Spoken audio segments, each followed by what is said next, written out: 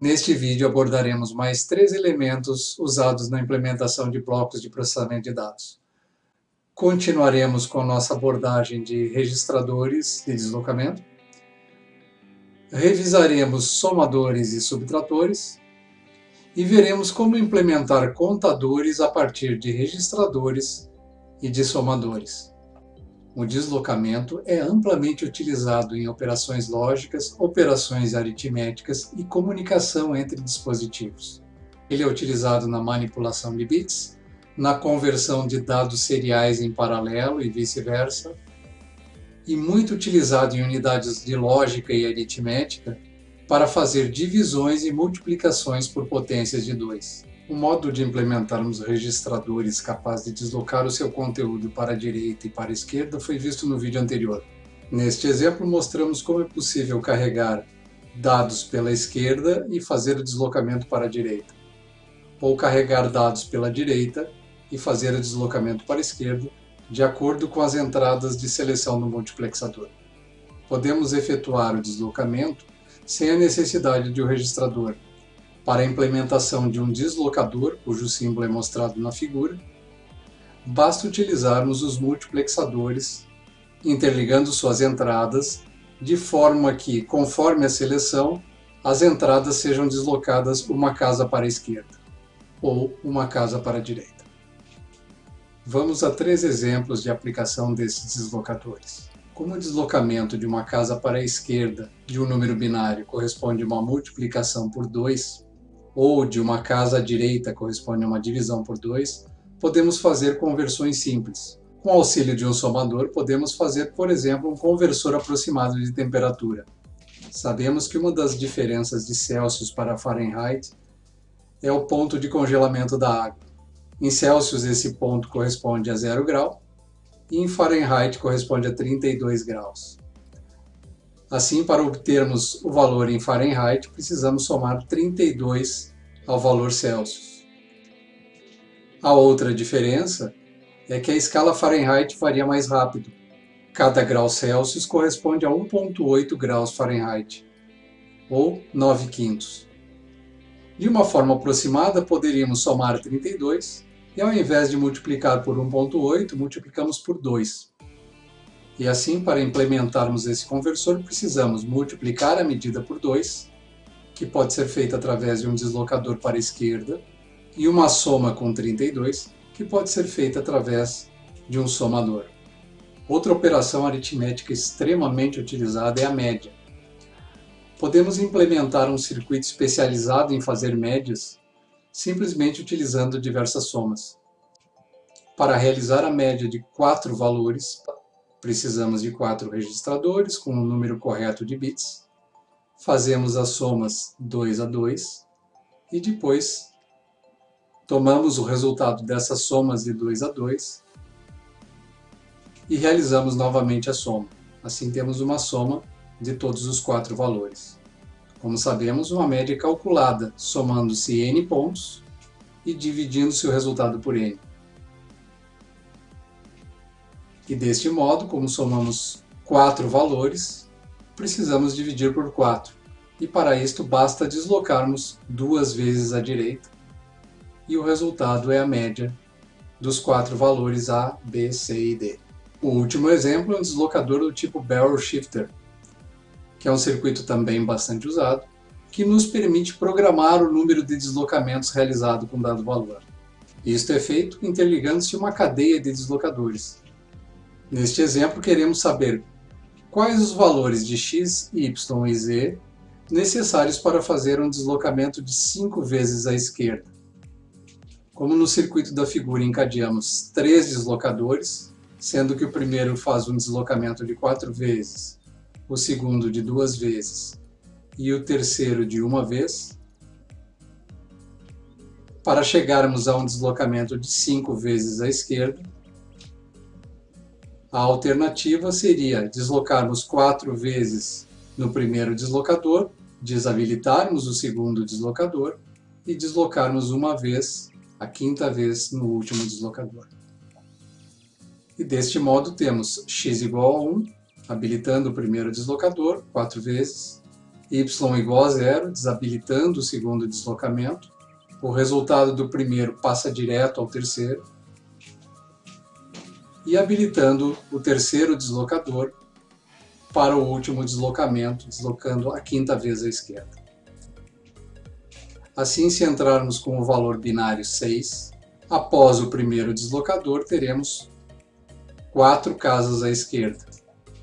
Após passar pelo segundo deslocador, o resultado fica inalterado e mais um deslocamento é obtido no último estágio, resultando 1 e o restante dos bits iguais a 0, que equivale justamente ao número 1, 192, que é justamente o valor inicial 6 vezes 32, e sabemos que 32 é 2 elevado na quinta, 5 deslocamentos para a esquerda. Subtratores e somadores foram tratados na nossa aula de número 4.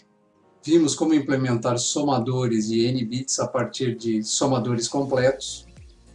Relembrando, a soma foi obtida através de funções OU exclusivo, e a função vai1 através do OU exclusivo, portas lógicas e OU. Aqui temos a célula de um somador completo. E um somador de 4 bits pode ser implementado com um meio somador e 3 somadores completos. Relembrando, substituindo o meio somador por um somador completo, podemos então ter um circuito que funciona como somador e subtrator.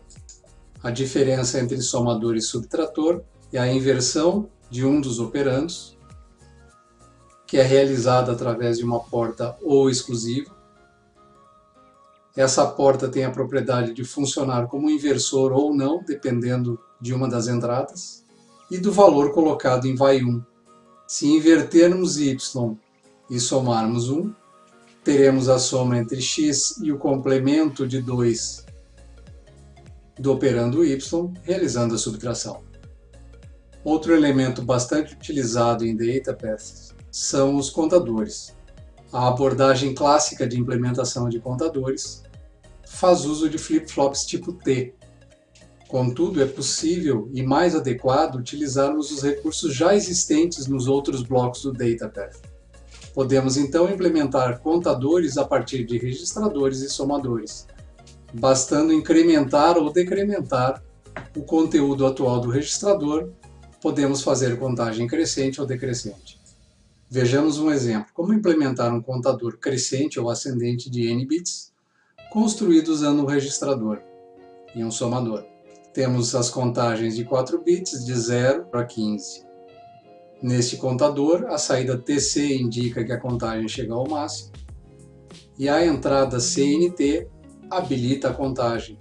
Para implementarmos a saída de contagem e de identificação do valor máximo, bem como da entrada, podemos assim utilizar um registrador de 4 bits, um somador de 4 bits com uma de suas entradas ligada a 1, de forma a incrementar a saída do registrador e ressubmetê-la à entrada deste mesmo registrador, permitindo que no próximo pulso de clock esse valor incrementado seja carregado. E a identificação da contagem máxima pode ser feita utilizando uma lógica combinacional, que nesse caso, como todos os valores são iguais a 1, podemos usar uma porta E.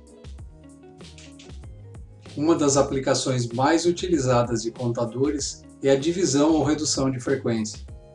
No exemplo, temos o uso de um contador para gerar pulsos de 1 Hz a partir de clocks de 256 Hz. Normalmente, os clocks são ainda bem mais altos que esse valor de 256. Neste caso, utilizamos um contador de 8 bits, capaz de contar de 0 até 255, e utilizamos o indicador de máximo justamente para, uma vez a cada 256 pulsos, termos uma variação na saída. No diagrama de tempos temos que para o bit menos significativo da saída realize um ciclo completo, precisamos de 2 ciclos de clock. 2 períodos do primeiro bit corresponde a 1 período do segundo bit, e assim por diante. O período do terceiro bit corresponde a 2 períodos do segundo e a 4 do primeiro.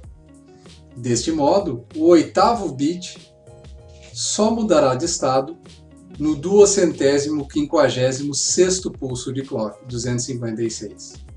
Outra aplicação bastante comum dos contadores é gerar sequências de sinais luminosos. Para isto, basta utilizarmos um contador binário e um decodificador.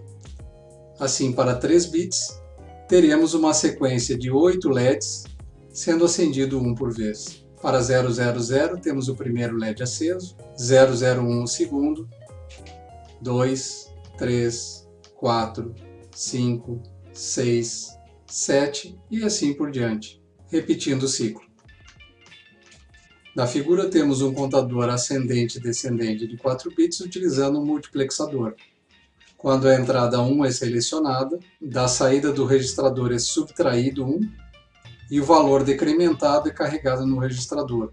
O conteúdo do registrador é continuamente decrementado e quando o valor chegar ao mínimo, ou seja, 000, a porta não ou identifica esse valor, sinalizando assim o indicador de fim de contagem. Quando a entrada de seleção é alterada para 1, os multiplexadores selecionam suas outras entradas. Neste caso, a entrada de dados do registrador vai tomar a saída somada a 1, incrementada de 1, e a saída de identificação de final de contagem toma como entrada a saída da porta E, indicando que gera a saída verdadeira quando todos os bits chegarem a 1. Um recurso bastante interessante é a possibilidade de carregarmos um valor inicial para a contagem. Isso pode ser feito tanto para a contagem crescente, como mostra a figura, quanto para a decrescente.